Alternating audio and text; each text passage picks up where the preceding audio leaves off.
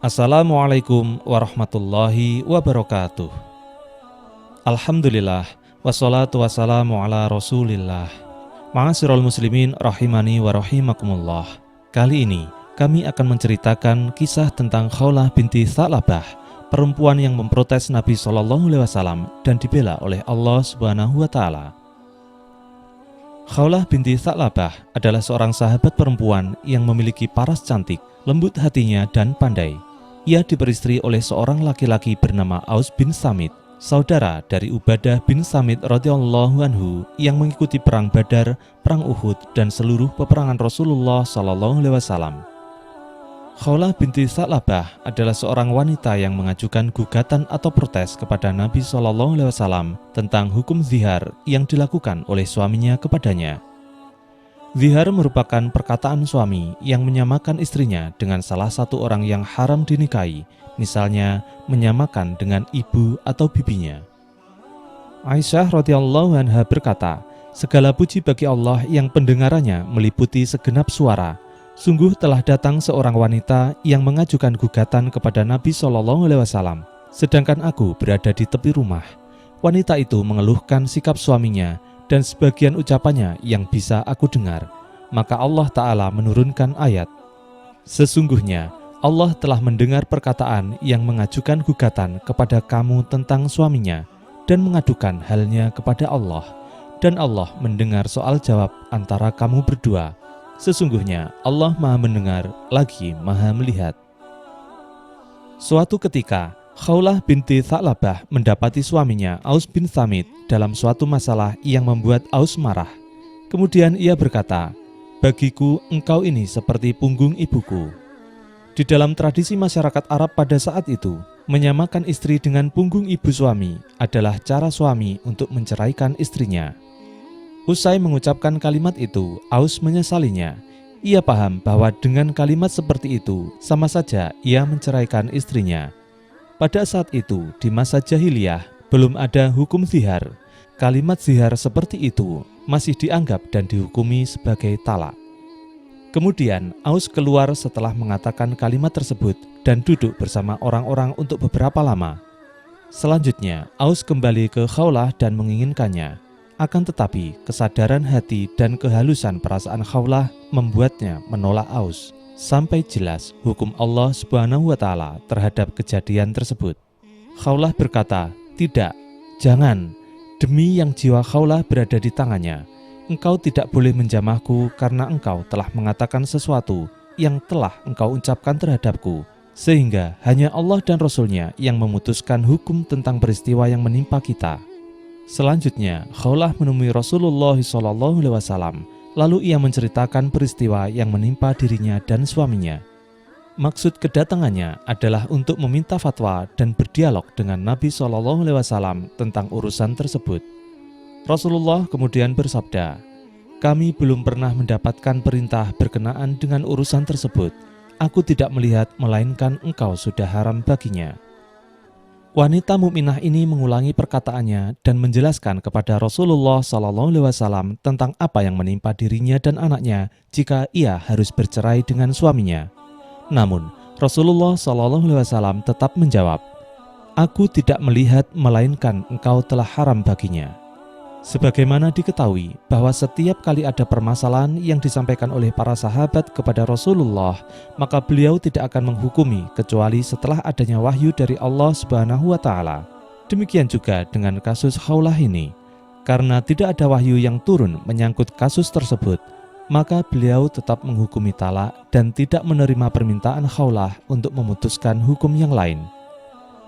Melihat kenyataan bahwa keinginannya tidak akan dipenuhi oleh Rasulullah SAW, maka Khawlah tak berputus asa. Ia kemudian berkata kepada Rasulullah SAW, "Baiklah, akan aku adukan masalah ini kepada Allah." Sesudah peristiwa tersebut, wanita mukminah ini senantiasa mengangkat kedua tangannya ke langit. Di dalam hatinya tersimpan kesedihan dan kesusahan. Kedua mata Khawlah meneteskan air mata dan perasaan menyesal. Kemudian ia berdoa, "Ya Allah, sesungguhnya aku mengadu kepadamu tentang peristiwa yang menimpa diriku. Tiada henti-hentinya wanita ini berdoa sehingga suatu ketika Rasulullah SAW pingsan sebagaimana biasanya beliau pingsan ketika menerima wahyu. Kemudian setelah Rasulullah SAW sadar kembali, beliau bersabda, "Wahai Khawlah, sesungguhnya Allah Subhanahu wa Ta'ala telah menurunkan ayat Al-Quran tentang dirimu dan suamimu." Kemudian Rasulullah SAW membaca firman Allah Subhanahu wa Ta'ala di dalam Quran Surat Al-Mujadalah ayat 1-4. Sungguh, Allah telah mendengar ucapan perempuan yang mengajukan gugatan kepadamu Muhammad tentang suaminya dan mengadukan halnya kepada Allah, dan Allah mendengar percakapan antara kamu berdua. Sesungguhnya Allah Maha Mendengar, Maha Melihat. Orang-orang di antara kamu yang menzihar istrinya menganggap istrinya sebagai ibunya, padahal istri mereka itu bukanlah ibunya. Ibu-ibu mereka hanya perempuan yang melahirkannya, dan sesungguhnya mereka benar-benar telah mengucapkan suatu perkataan yang munkar dan dusta. Dan sesungguhnya Allah Maha Pemaaf, Maha Pengampun. Dan mereka yang menzihar istrinya kemudian menarik kembali apa yang telah mereka ucapkan, maka mereka diwajibkan memerdekakan seorang budak sebelum kedua suami istri itu bercampur. Demikianlah yang diajarkan kepadamu, dan Allah Maha Teliti terhadap apa yang kamu kerjakan. Maka barang siapa tidak dapat memerdekakan hamba sahaya, maka dia wajib berpuasa 2 bulan berturut-turut sebelum keduanya bercampur. Tetapi barang siapa yang tidak mampu, maka wajib memberi makan 60 orang miskin. Demikianlah agar kamu beriman kepada Allah dan Rasul-Nya. Itulah hukum-hukum Allah, dan bagi orang-orang yang mengingkarinya akan mendapat azab yang pedih. Setelah membacakan ayat tersebut, Rasulullah SAW kemudian menjelaskan kepada Khawlah tentang tebusan zihar. Nabi SAW berkata, "Perintahkan kepada suamimu untuk memerdekakan seorang budak." Khawlah kemudian menjawab, "Ya Rasulullah, dia tidak memiliki seorang budak yang bisa dia merdekakan." Kemudian Rasulullah SAW berkata lagi, "Jika demikian, perintahkan kepadanya untuk puasa 2 bulan berturut-turut." Maka Khawlah menjawab, "Demi Allah, dia adalah laki-laki yang tidak kuat melakukan puasa." Kemudian Nabi SAW memerintahkan suami Khawlah untuk memberi makan dari kurma sebanyak 60 orang miskin. Namun Khawlah berkata, "Demi Allah, ya Rasulullah, dia tidak memilikinya." Mendengar perkataan Khawlah, Rasulullah SAW berkata, "Aku bantu dengan separuhnya."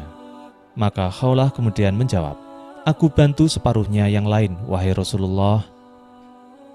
Mendengar jawaban dari Khawlah, Nabi SAW bersabda, "Engkau benar dan baik, maka pergilah dan sedekahkanlah kurma itu sebagai kafarat baginya.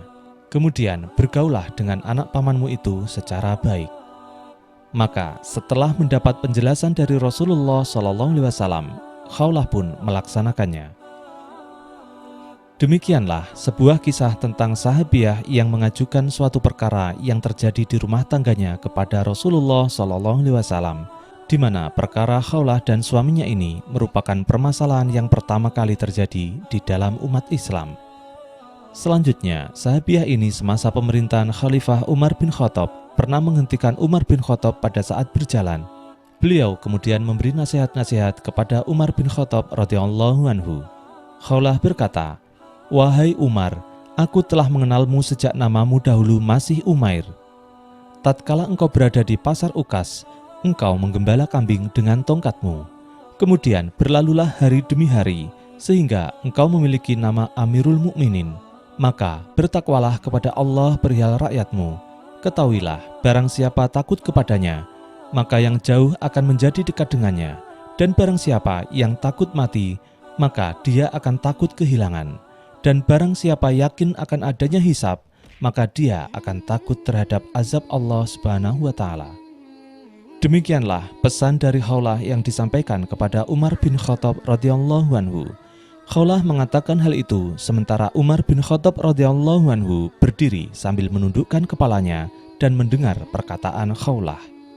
Akan tetapi Al-Jarud Al-Abdi yang sedang bersama Umar bin Khattab radhiyallahu anhu tidak tahan atas hal ini. Kemudian ia berkata kepada Khawlah, engkau telah berbicara banyak dan keterlaluan kepada Amirul Mukminin, wahai wanita."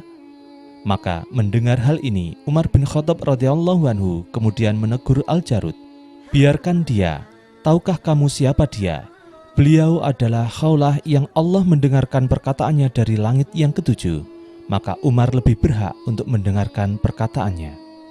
Di dalam riwayat yang lain, Umar bin Khattab radhiyallahu anhu berkata, "Demi Allah, seandainya beliau tidak menyudahi nasihatnya kepadaku sampai malam hari, maka aku tidak akan menyudainya sehingga beliau menyelesaikan hal yang dikehendakinya. Kecuali jika telah datang waktu sholat, maka aku akan mengerjakan sholat, kemudian kembali mendengarkannya sampai selesai keperluannya."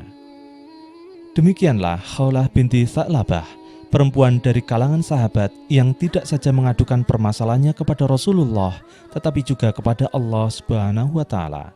Sahabat perempuan yang aduannya didengar dan dikabulkan oleh Allah, dan karenanya terbentuklah hukum zihar dalam syariat Islam. Wallahu a'lam bishawab. Wassalamualaikum warahmatullahi wabarakatuh.